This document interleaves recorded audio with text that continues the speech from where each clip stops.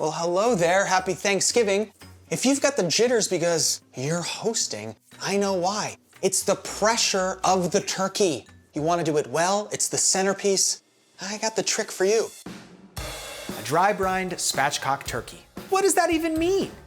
It's a method of breaking down the bird so that it cooks quickly and evenly, resulting in juicy meat, crispy skin, all in half the time. That lets you focus on the sides, which can really be the stars of the show. Like my homemade dinner rolls. They hit the table piping hot, ready to entice your guests with a comforting aroma of cardamom. Next, we're digging into pure decadence with my sweet and savory Dauphinoise potatoes.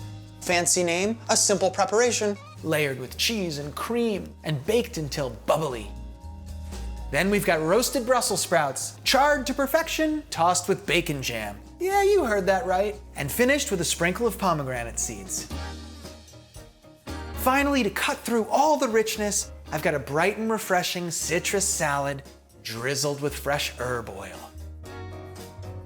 This is the holiday feast the whole family will be thankful for. Let's get cooking.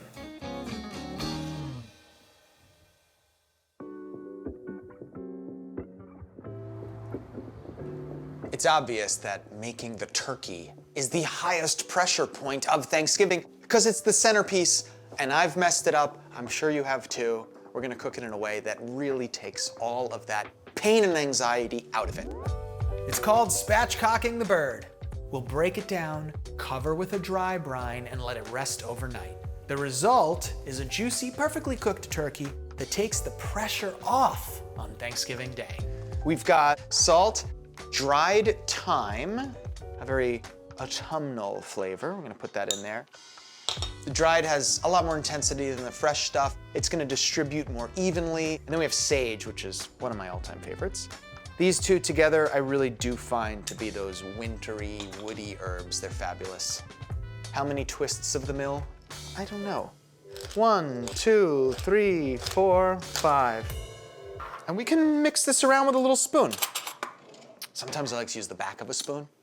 It's sort of like a dumb whisk. And what we're gonna do is dry brine our turkey. So rather than create a saline liquid solution, which we'd have to submerge our turkey into and make sure it doesn't float to the top, we're gonna do this dried out in the fridge. The salt is gonna pull the moisture out and then sort of auto-baste all of these flavors right back deep into the turkey. But what about the cooking part? What do? We think of the turkey as a giant dictionary, very, very thick. And imagine you've got a drill and you're trying to drill into the center of that dictionary. It's gonna take a lot of force. But if you open the book, the distance to center is half as much. Well, that drill is the heat of your oven and the book is the turkey. So let's open the book. It's called spatchcocking. That's the word of the day. With some effort, you can do it. Just a strong pair of scissors. So find the spine and just start cutting to the side of the spine. What's cool about this is I'm not cooking anything right now. There's really nothing that can go wrong. I've got all the time in the world. It's the day before. I'm taking so much pressure off the centerpiece for tomorrow. It's a beautiful thing. So you're cutting through bones. You are literally doing surgery.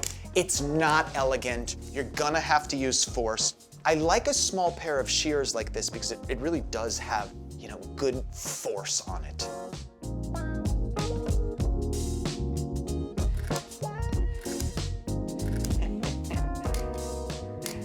All right, we're opening up that book, ladies and gentlemen.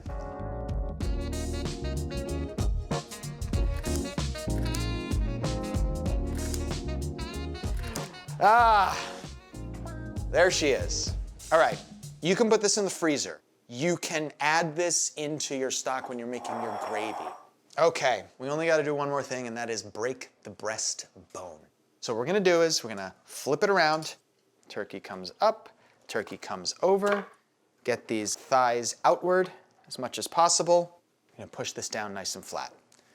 So I think a little bit of paper towel on top because it's slippery. And because we cut that, it breaks very easily. Gorgeous.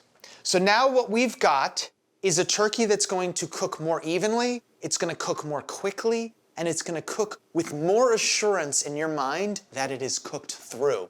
And that's because we opened the book.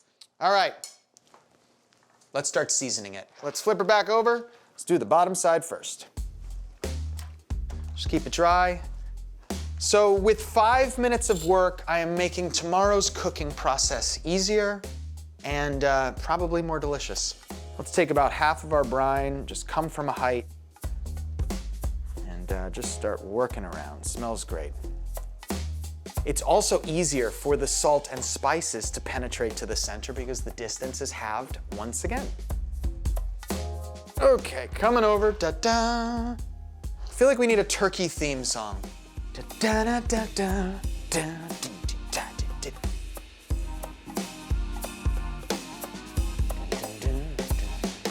Come over here. I do expect a lot of this to sort of fall off. This is so much easier than a wet brine. It's so much less messy than a wet brine. I think the flavors are gonna be more intense. You're gonna get crispier skin. That was pretty easy. And now tomorrow, I can focus on my sides. So now we're gonna put it on a sheet tray that's lined with a rack. Remember, we are dry brining this. That means we need air circulation. It can't just be on a surface. It must be lifted. Lifting up the turkey, and let's go like this. Okay, cool. I'm gonna wash my hands, and then we're gonna put this in the fridge.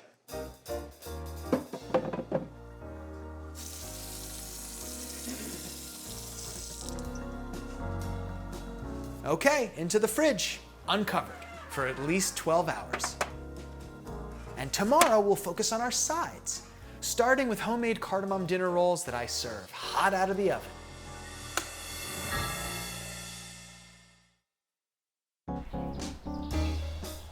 It's Thanksgiving morning, and we're gonna amp up the entire feast by having some homemade dinner rolls. But these are a little different. Let's melt some butter right into a pan.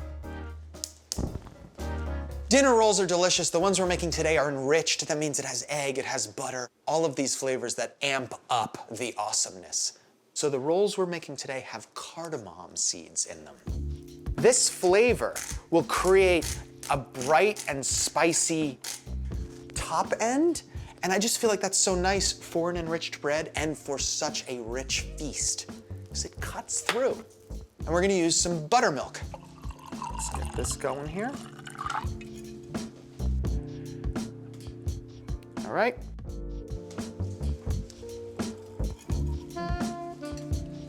I'm a fly by the seat of my pants kind of guy, but with baking, you gotta be precise or it's not gonna come out right.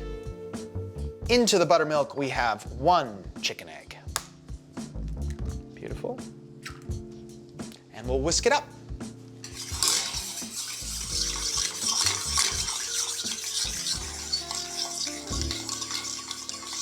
So the reason I'm putting the cardamom seeds in with the butter is 1, I'm slightly browning the butter, bringing out some nuttiness, but 2, there's no other word for it. I'm arousing the cardamom. I'm getting those natural oils to come to the surface, warming them, intensifying their flavor. So we'll just pour this in ever so slowly. It's not a whole lot of butter, so I'm not too worried about it cooking the egg, so you can kind of temper it in. Ah, smells fantastic. Yeah, I love the smell of the cardamom. One of the cool things about cooking is that when you go out to eat at restaurants, you can taste things and try to replicate them at home. And this is a flavored roll that I had at a restaurant in rural Connecticut, and I was like, cardamom and bread? It's brilliant, it's delicious. I love it. Okay, so there we go. Our wet ingredients are looking good. And now I'm gonna work on the dries. 4 cups of flour.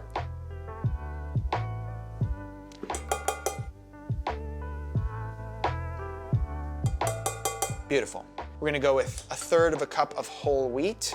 I just feel like Thanksgiving time should have a nuttier dough flavor, and this gets us there. The bread flour's extra protein makes sure that we have something that's still chewy even with the whole wheat. So we've got 1/3 cup there. I'm going with a tablespoon of salt. Very specifically though, it's Diamond Crystal kosher salt. If you're using Morton's, it's gonna be about 1/2 tablespoon. And if you're using table salt, it's somewhere between 1/8 and 1/4. If you just use a scale, 10 grams of salt, doesn't matter what kind. And 3 tablespoons of granulated sugar. It's gonna make it nice and sweet. This is gonna interplay with the cardamom beautifully. And then lastly, we're gonna go with a whole packet of instant yeast. I like this, you don't have to proof it. It just works. Let's just mix this together before we add the wets. Make sure it's a little bit homogenized. I don't wanna have any like pockets of yeast or sugar, and that's enough.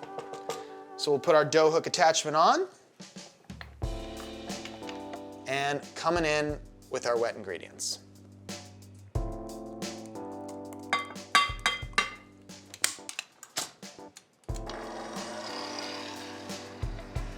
I usually don't futz with this too much, but I do like to kind of play this game where when the hook is away from me, I push down the sides early on. I like to work collaboratively with the machines. You know, I want to let the mixer know early on that it ain't taking my job.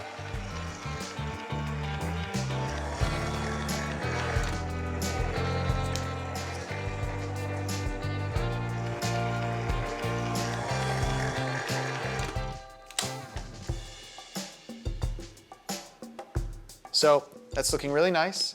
I'm just gonna give it oh yeah, it feels so good. So just give it a few kneads here. Try to get a nice round shape, folding it underneath, something like that. Beautiful. Let's oil our bowl just the tiniest bit. Make sure nothing sticks. Okay. You can move it around, just get all of it with your hands. You wanna oil up the dough too, so you can kind of roll it in the oil, sort of like that. And then you got the pretty side up with the foldy side down. Bellissima, which I believe is the word the pilgrims used to describe the first cardamom roll. So all we need is a nice quiet place to rest and double in size. Up next, we'll turn this dough into soft, pillowy cardamom rolls.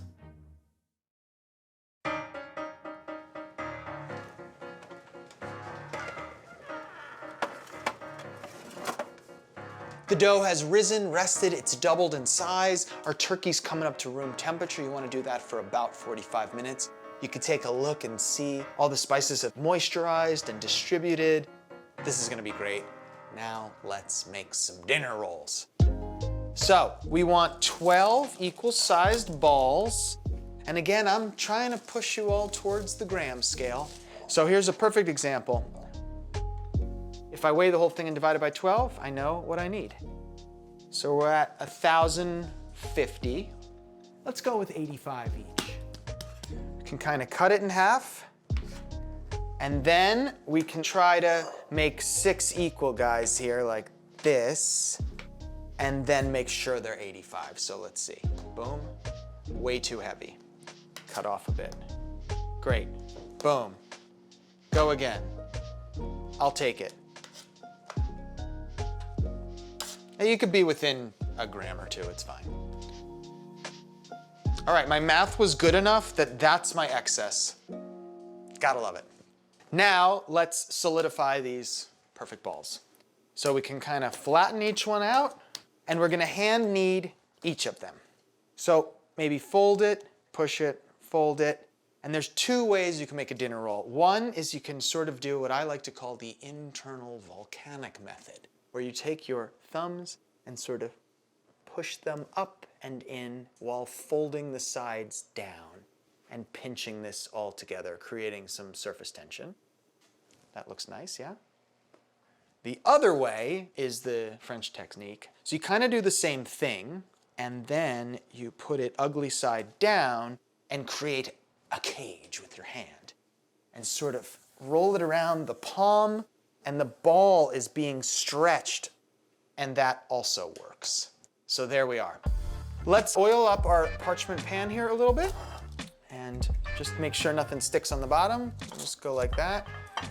And you can really cook in any vessel you want. I just think you want relatively straight, relatively high sides, so these lift rather than spread out. That would be my advice. So let's see what we can do here. We'll go boom, boom, boom like this. Create a little ball like that. We'll create a little ball like this. And can I do it two-handed? It's like one of those things where you get great pride when you eventually get it, like cracking 2 eggs at once. And that's nice. So I think 4 rows of 3.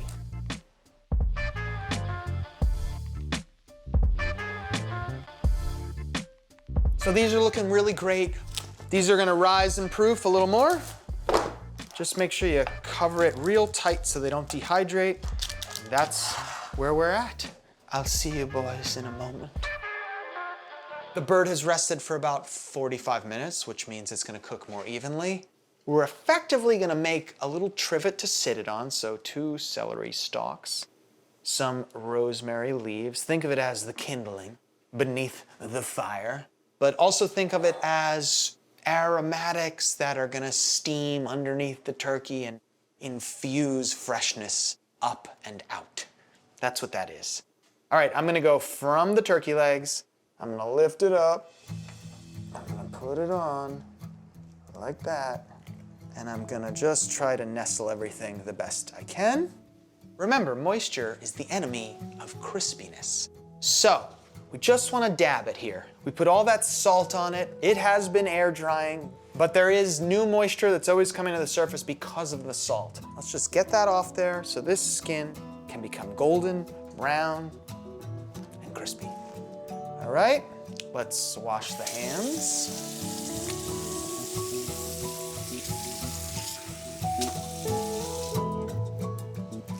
Our skin is nice and dry. I'm just gonna hit it with just a little bit of oil. You can think of this as a catalyst ingredient just to get things going the way we want it to go, which is crispy. And into the oven. Doesn't matter if you go front in or back in because we're rotating it halfway. All right, 425 degrees Fahrenheit for 1 hour and 45 minutes. Time to make those dinner rolls. Hello, boys.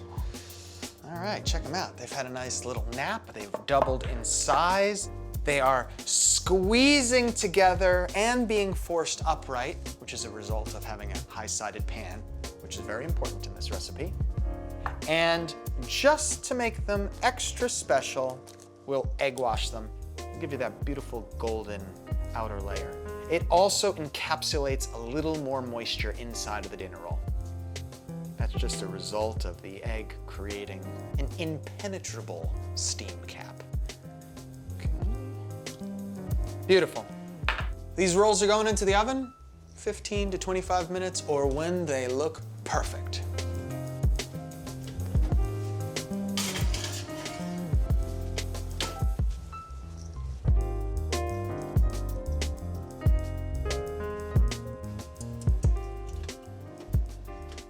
Dinner rolls are ready. Woohoo! Look at that. It's gorgeous.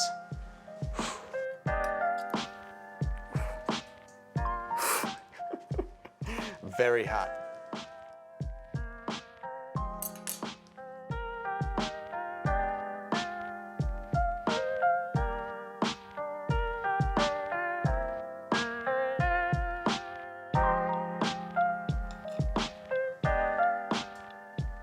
Let that melt a little, yeah?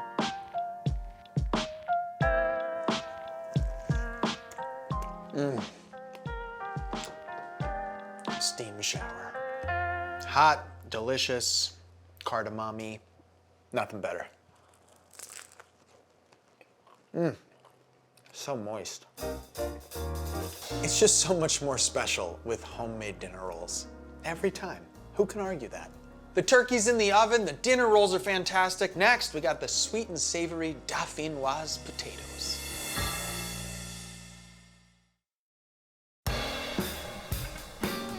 We got a rock star side coming up for you next. Potatoes Dauphinoise, fancy name, easy execution.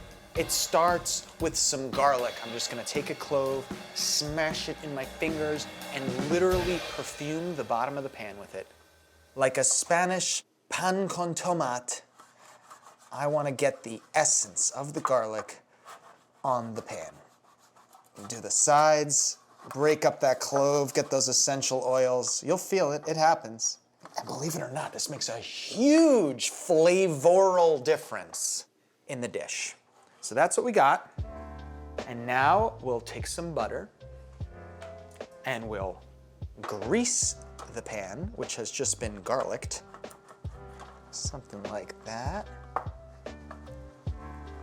Very nice.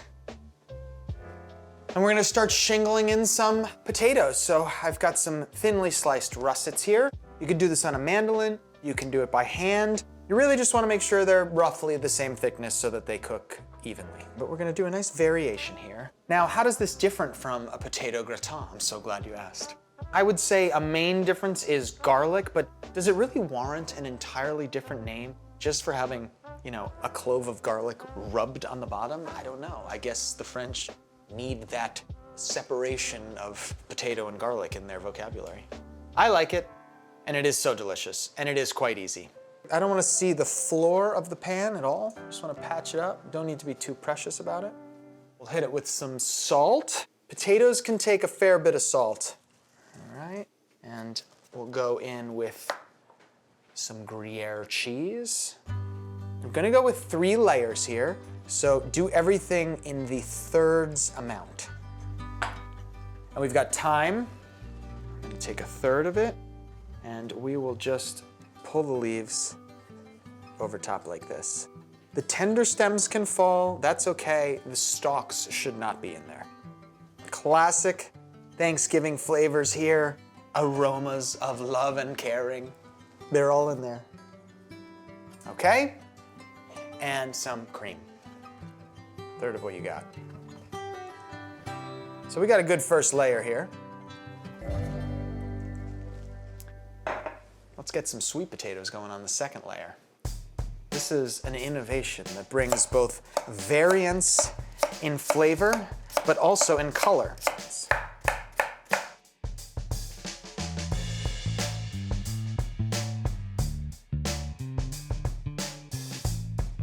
We've got a variety here. I say we randomize.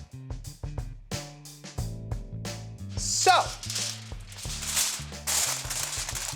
this is the spot where you could do this the day before and leave it like this, or you can go straight away into the oven. The first half of the cooking is gonna happen with this foil on, and that's gonna make sure that the potatoes fully cook through. And then we'll pull that foil off and do the other half, and that's what melts the cheese. 350 degrees Fahrenheit for about an hour and 10 minutes. Let's check on that turkey because I smell it. Oh, baby. Gobble, gobble.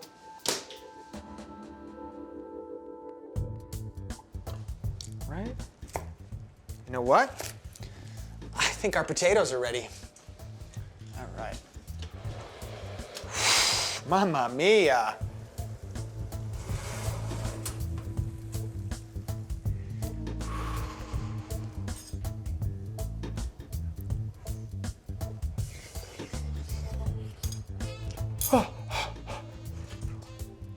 It's so hot. It's so delicious. No pain, no pleasure. It's delicious. That's the pleasure. My mouth is burning. That's the pain. That is just fantabulous. Coming up next, roasted Brussels sprouts with bacon jam. A competitor to the Dauphinoise? No, the perfect companion.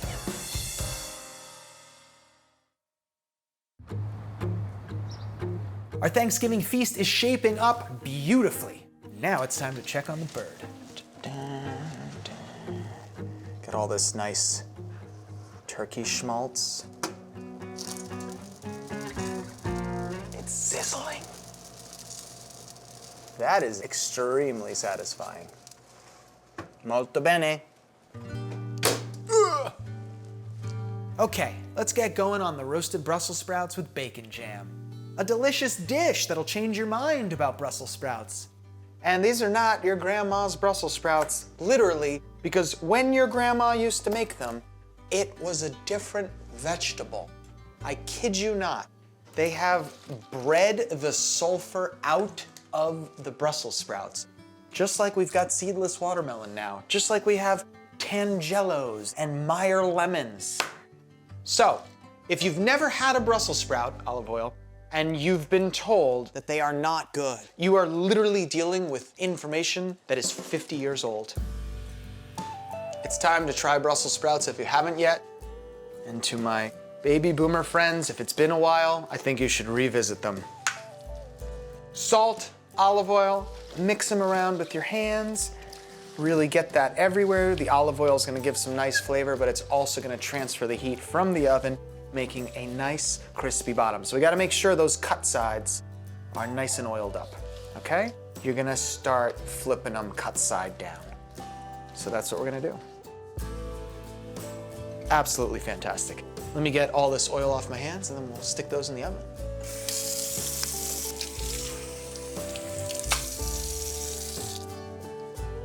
All right. These are gonna go into the oven, they're gonna char up, and then we're gonna make some bacon jam.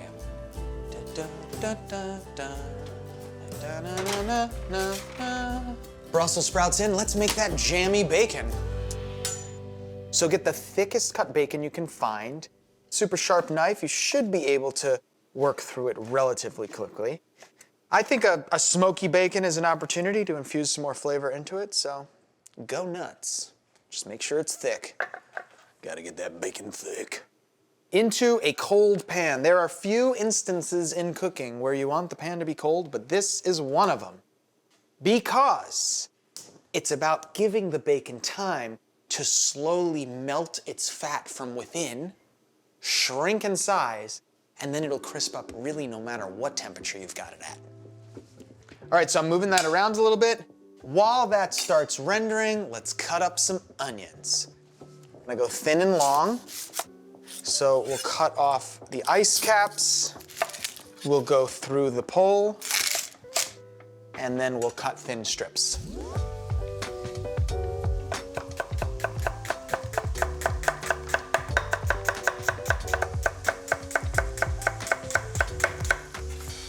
All right, we'll do it again. Already in just a couple minutes,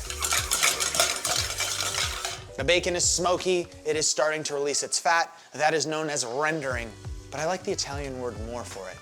Si scioglie.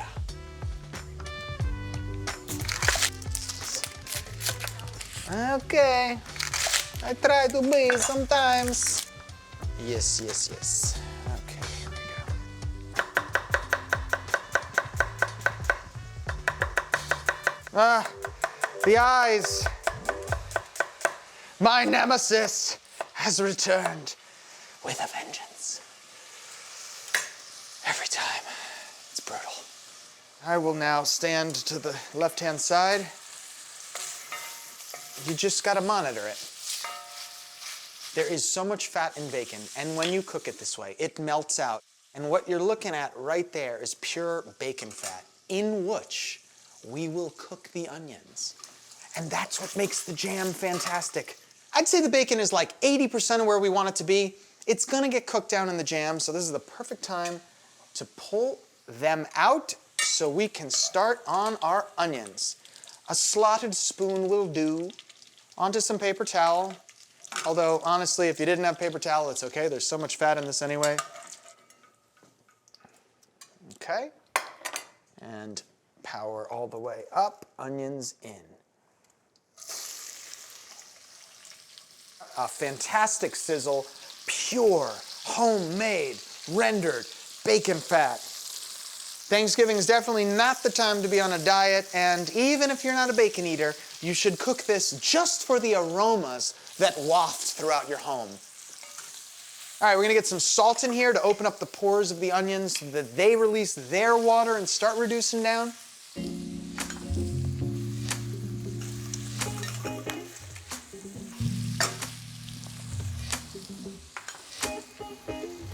Our onions are fully caramelized and jammy. Now's the time to hit it with some fresh black pepper. 4 twists of the mill. I just like the way it sounds. Let that pepper wake up for a second.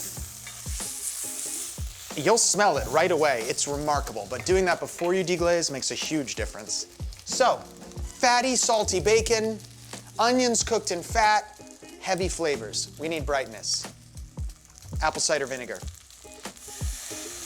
You could just eyeball it. That's your deglazing liquid.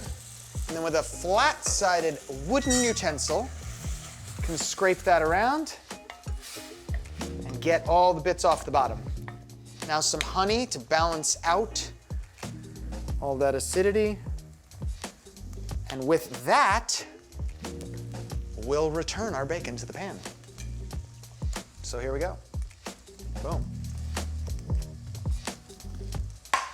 And so we want to start lowering the heat here, and it's the combination of the caramelized onions and the honey and this bacon that has rendered out its fat.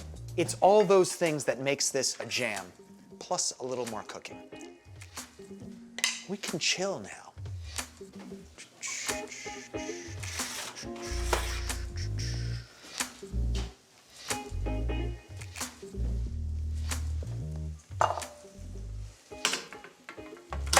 All right. Onions are looking great, bacon's smelling fantastic. All they need are Brussels sprouts. I happen to have some right here. I think we should take our dirty bacon spoon and just start working them in. This is a clean sheet tray. Fantastic. All right, mix it up. All right, let's do it. Flame off, plate. Don't dump it. This gives you an opportunity to create a little more height when you spoon it in. And height keeps a lot of the moisture inside of the whole thing, which keeps it juicy and hot. Got a nice base there. Beautiful. Visually and on the tongue, we cut through with pomegranate seeds. That'll do the trick.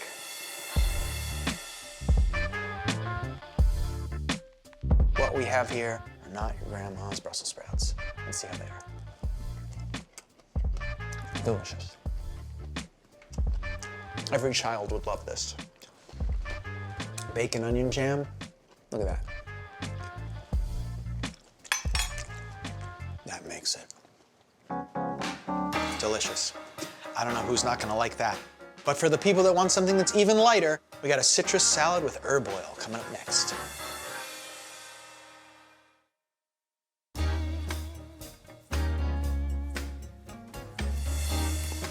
Ooh. Well, here's my spatchcocked turkey. It smells fantastic. It's crispy and brown. With all the work we've done, it's easy to want to cut into it right away, but you gotta just let it rest a tiny bit. All that moisture inside, it's moving around. Let it settle so that it stays inside the meat, because that's gonna equal a juicier bird, and that means a more successful Thanksgiving feast, in my opinion. So, let's make our citrus salad, and that'll give the bird the right amount of time to rest. So all you gotta do is get fresh basil, just the leaves, throw it right into your blender. Make sure they're clean, obviously. Nobody wants sand between their teeth, which is an unpleasant sensation. And what this is gonna do is give us a salad that is super refreshing and bright, and it cuts through all the richness. So I've got mint, I've got basil. Feel free to make this your own.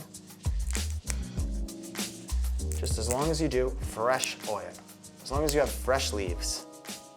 Now, I'm gonna go with a neutral oil. I'm using grapeseed oil. This is the kind of thing where if you use olive oil, it's just not gonna be great. So just go with a neutral oil. All right, let's blend this up. It'll tell you when it's ready. It stops doing this dance.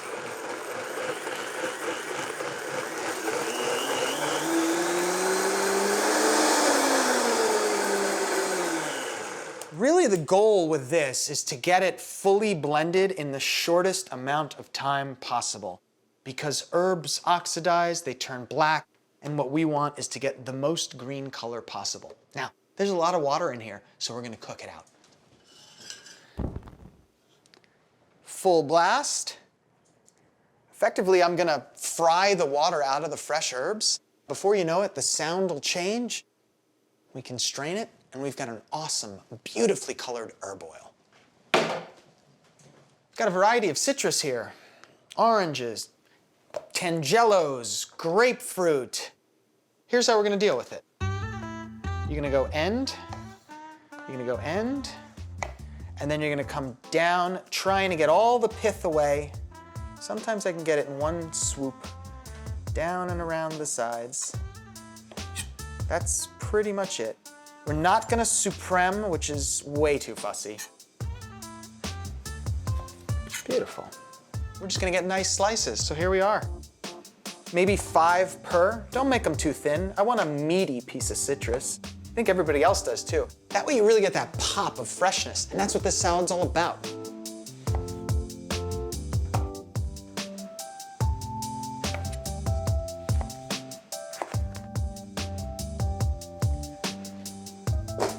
Let's see what the grapefruit's looking like. Woohoo! Some color! Gotta love it. I always love the bitterness of a grapefruit. It seems to cut through the sweetness of an orange, but really there's no rhyme or reason. More than anything, I just want a variety of yellows and reds and oranges. It looks really pretty, and it is the dish that makes the whole thing pop. There's a lot of browns on Thanksgiving, you know?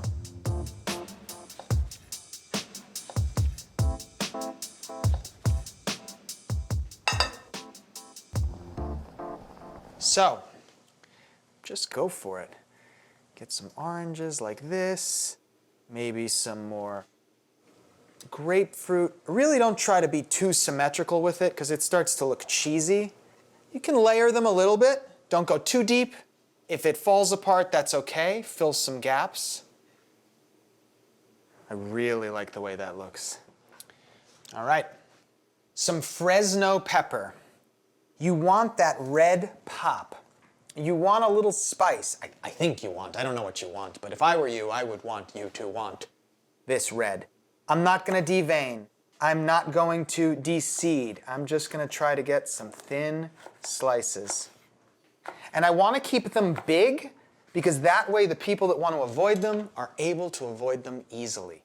If you cut them up into those little pieces, it's in every bite, which inevitably ruins it for Aunt Kathy. And now, this is the pro move, red onions that have been soaking in cold water. And what that does is pull out that sort of spicy, astringent onion flavor, and it just gives you natural sweetness. So spreading this around, a little textural crunch, and without the worry of, oh, I'm gonna have bad breath later. Not to worry. Like, I can hear that herb oil bubbling away. I also have some pistachio nuts, which I think are fantastic. It adds to just the visual beauty of this whole thing. Also makes it a little more substantial. And finally, overlooked, but shouldn't be forgotten, flaky salt. Not just any flaky salt, smoked if you can find it. It's pretty readily available. And citrus with salt is una meraviglia. That's looking fantastic. And that can hold for a while. Let's go back to the herb oil. So, here we are, it smells fantastic. In the time it took to slice up the citrus, the bubbling sound of this has completely changed. And that means the water is out of the herbs. So now let's just get all of the fiber out. And what we have there is a gorgeous green herb oil. Just need to give it a little time to cool down. Let's finish this salad. All right, check out the color of this oil. Look at this, look at that. It smells of basil, it smells of mint. It's just so sexy.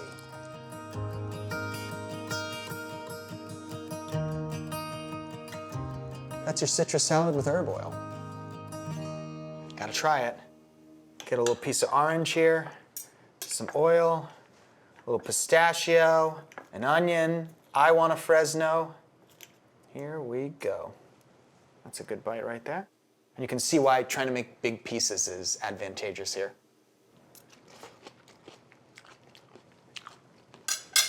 Clean, cutting, herbaceous, cool, beautifully balanced, super crisp and fresh. perfect for Thanksgiving. So once that turkey's done resting, we'll carve it up and let the feast begin.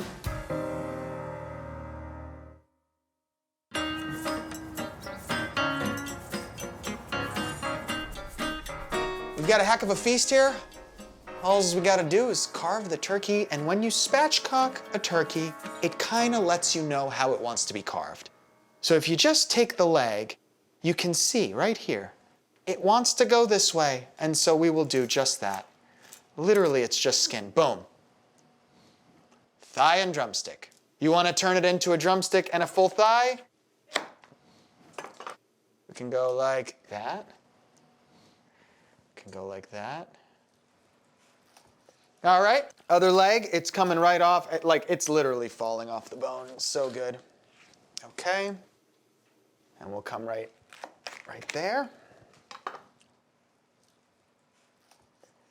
I think you just recreate the bird on a bed of woody herbs.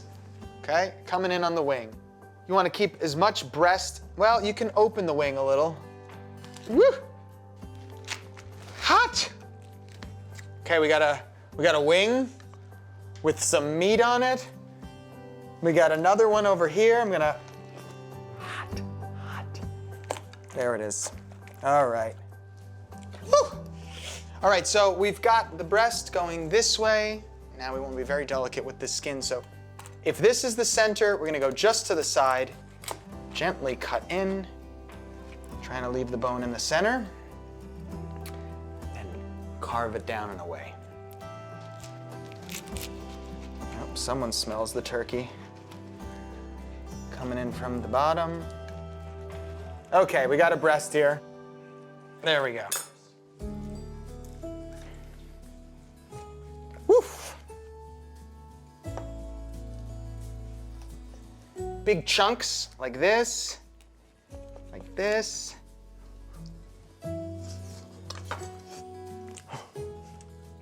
It's so juicy and so perfectly seasoned.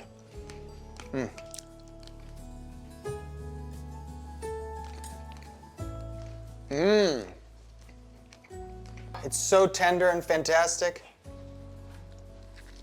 It's a feast for sure. Big pieces, extremely tender, very juicy, quite hot.